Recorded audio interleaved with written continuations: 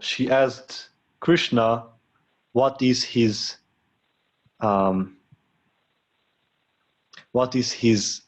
awakening story, like how it all happened, how it all started, and we shall try to give the best picture, and we would still try to be general, because we are aware that there are no two paths that are the same, and therefore we speak very few times about how it all happened, because we don't want people to think that this is theirs as well. Different paths, yet the same path to the same goal. So we will try to do a description about how it all happened. And the funny thing of this part is that we ourselves, when I read this question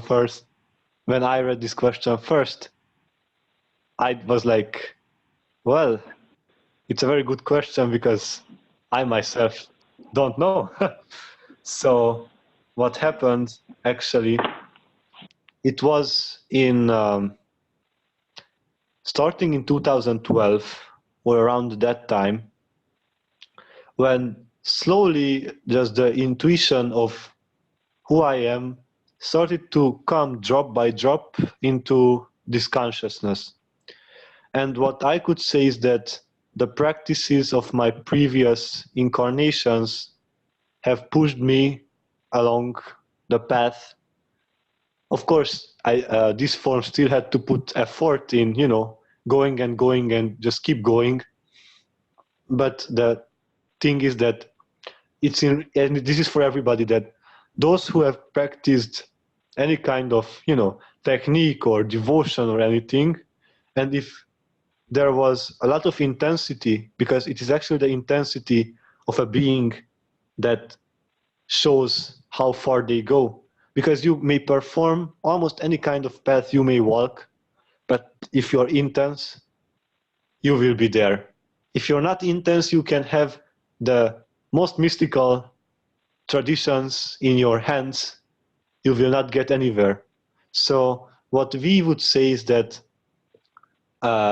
previous lifetimes sadhanas or spiritual practices just pushed with the remembrance of past lives. It slowly happened that all these things of how things work in reality, like what are the fundamentals of life, what is oneness in reality, that I am the self and so are you, and how it all is just slowly started to drop and drop within our consciousness.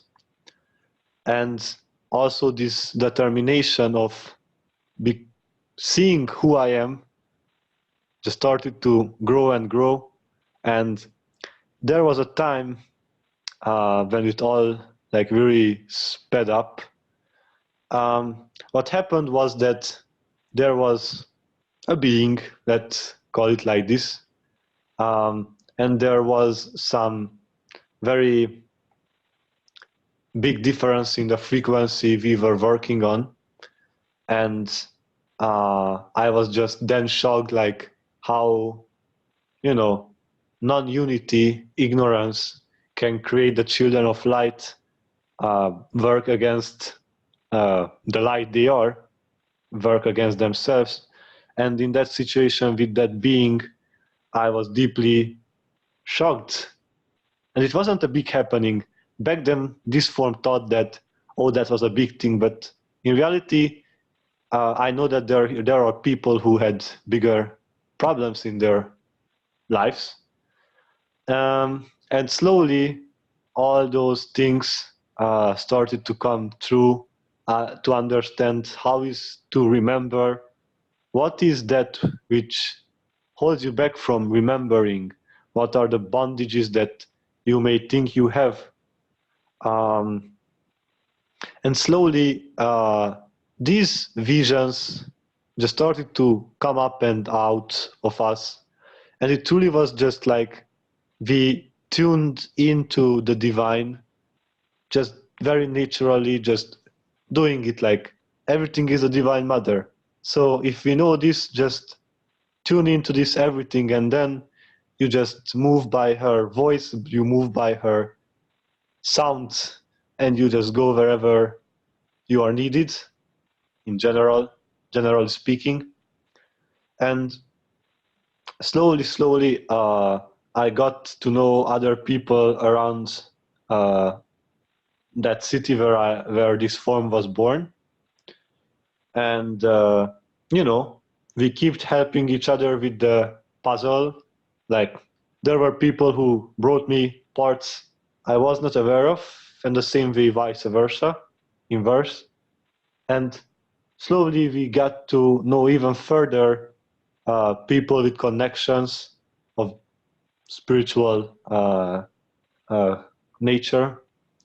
And we started to go deeper into our past lives, and just to see how deep in reality all those past life connections with what is happening today, because really they are not past lives, they are now and forever, and in reality they have never been, because it was just the dream of the mother. But what I mean is that most of us who listen to this talk have had encounters with truly divine masters in previous incarnations, and just by their love in that incarnation, just everything comes with that one touch by a divine master, and for the rest of your incarnations you deeply hold that love, not attached to it, but just simply having this: if that master could love me that much when I was not fully the one, then of course I shall do the same. If I ever become a master, I shall do the same. Or even if I don't become a master, I shall do the same. Because if somebody sees in past lives, or even today, it doesn't matter, sometime that there are masters that truly with this divine love, they just radiate. One ray of this divine love just breaks everything. And so these past lives for this form just came up and out and up and out, and just realizing that even when there has been sadness or anything, whenever you let go of sadness, there's the Divine Mother waiting.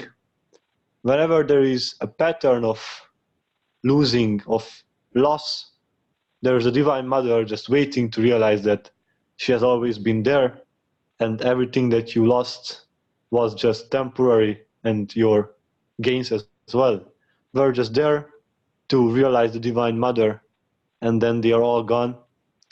And if anybody would ask me about, ask this form about its sadhana, its practice, um, we would say it is mainly not being attached to where we were born, under what name, in what family, in what bloodline. In these things, we know that this form has never had uh, an attachment, and the awakening story has actually, we could say, started from the very beginning, whenever people told me things about, oh, this is God, you shall believe this, we always watched everything from a distance. We, even when we weren't sure about all this, what does even that word God mean, we always were distant about things. We had a distance, and we just looked and we've observed, and slowly our observation, or in general people's observation, bears the fruit of deeper understanding. Because if you're not attached to all those things that you were taught and the rest, it's easier to just accept what the divine has to offer in the moment when you are capable of accepting that, and if you don't have to work on the things that are already there in the consciousness as blockages. So the awakening story starts there for this form, and its awakening shall not be fulfilled as long as as long as there is one single being that is not yet liberated, and yet we know that everything is liberated, and this will be part of the next question, to which we will go in a moment. So this awakening story is actually just a story of the mother and this small self and its cooperation to just being very intense and just going for truth and not accepting anything that is counterintuitive, and just going with an intuition to dare from which intuition comes from as the source of everything, the same way the source of intuition, what we call the self or the divine mother. So this was very much the story of the awakening of the small self to realize that it has never been separated or individual, but being the self itself, here, there, above, below, back and forth, in past and in future, in vibration and in vibrationless, that from which everything originates and that to which everything goes back, on the palms of the Divine Mother, just being deeply in love with life, not caring about anything but life itself, as the manifestation, as the direct manifestation of the Divine Mother, just going deeply, madly in love with life, being ready to go for the root of it when there truly nothing else will exist but her. And that's very much it for this question.